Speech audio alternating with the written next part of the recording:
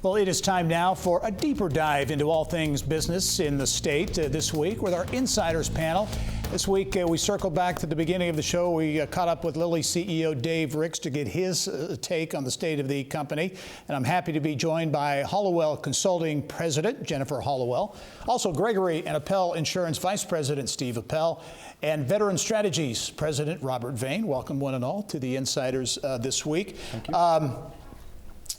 Dave Ricks was on the show to lead off the show talking about the future of Lilly post-COVID. Steve, I'll start with you. He had a pretty rosy outlook, talked about a decade of unprecedented growth, more drugs coming out, medicines coming out of the pipeline. It's good for Indiana when Lilly at least has a positive outlook. So I saw the figures. They're projecting 20 new drugs over 10 years. That's after 16 new after the last 8 years, 16 new drugs. So pretty impressive pipeline. And as the biggest thing, when Lilly does well, it means Lilly Endowment is doing well as well, which is huge.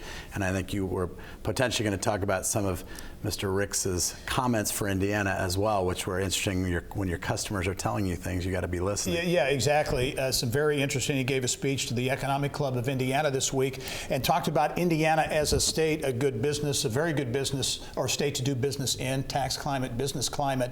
But he also talked about some concerns around education, training, retraining, the health of Hoosiers, those hidden costs, business costs that make it challenging to attract and keep businesses in Indiana.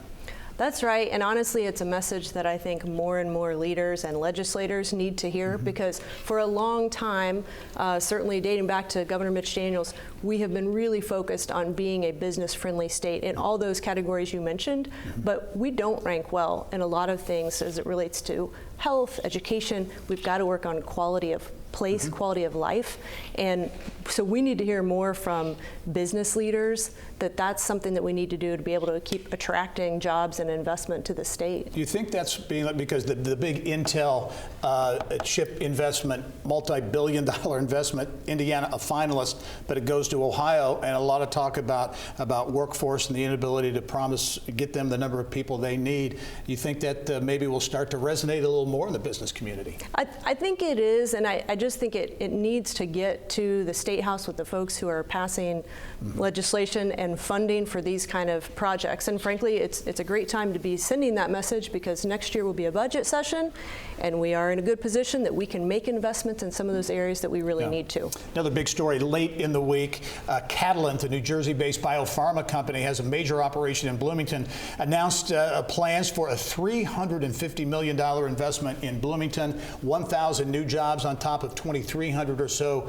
jobs that have been created down there. So, Robert, big news for Bloomington, certainly, and for the Life Sciences Initiative in Indiana, and also a continual change, if you will, from old line manufacturing into the new economy there. Well, we talked about that before the segment started. You're exactly right. RCA used to have a huge presence there, building televisions, during the Cold War, for lack of a better term, and now the sense of the industry and what's attractive not only to companies being here, but what's attractive to the workforce. Why am I going to college? What do I want to do when I get out of college? I mean, I can do that. I can do what I want and stay at home. I can stay in Indiana. That's a winning message. Well, just this week, a donor gave $1 million to the Kelley School of Business for Life Science Initiative, and obviously Cook's presence is huge down there, so it continues in Indiana in a nice way. Yeah, and it's really changing the landscape in Bloomington, to be sure. Another city that continues to see a landscape change is Fishers, a growing city, and Jennifer, plans announced this week for a new city center, city hall, if you will. That's a big move for Fishers. It really is. So it's an arts and municipal complex, and I have had the opportunity to work with Mayor Fadness over the years, and what has happened in that city since 2014 is really amazing, but it's been intentional. They have grown the tech ecosystem. They've grown a culinary ecosystem. They have life sciences, incredible investment in life sciences lately, and they did a community survey and asked, what things do you want Fishers to offer? And something more in the arts is something that a lot of people wanted, and so they've really kind of gone out and intentionally built out all these things so that residents have everything that they want, and it's really attracting companies and visitors and new residents. And you mentioned technology. That's been a big focus. But one thing that's kind of been a surprise, I think, to Mayor Fadness and others is the life sciences investment in there. We had Telix on the show, a diagnostic company, prostate cancer, growing as well. So, Robert, as you look at that piece growing in Fishers, it's a big piece as well. Well, Fadness, to Mayor Fadness, to Jennifer's point, has done it intelligently and deliberately with a forethought. He knows what he's looking for. He knows what his people want. That's really important. And much like Greg Ballard, when Ballard was mayor of Indianapolis, he understands the importance of connectivity.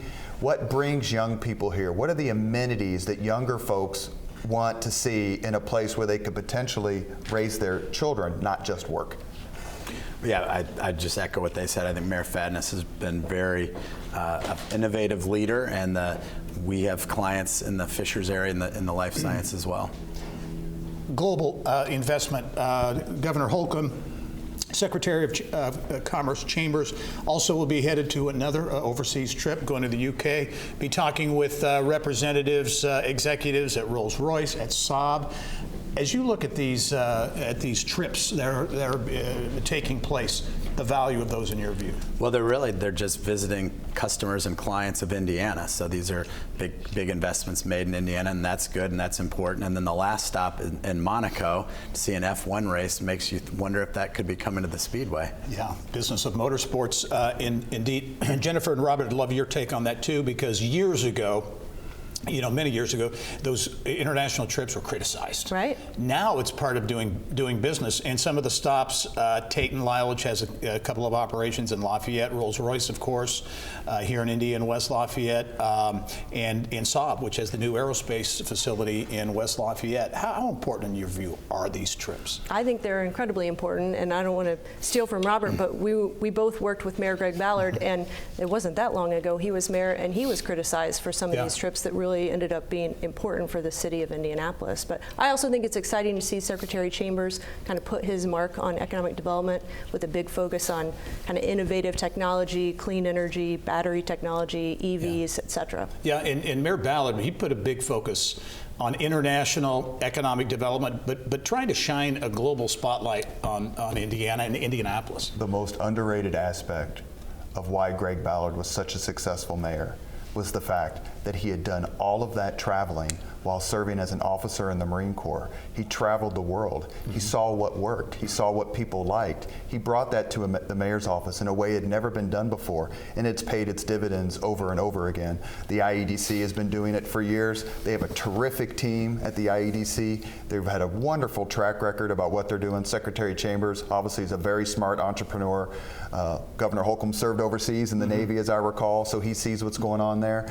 It's long overdue for these trips to get the respect they deserve, because they're a winning initiative for Hoosiers.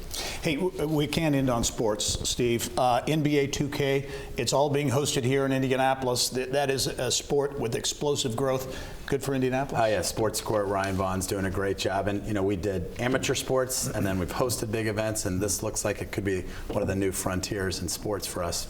Esports. Very good. Steve Appel, Jennifer Hallowell, also Robert Vane. Thank you all for joining us. We'll be right back.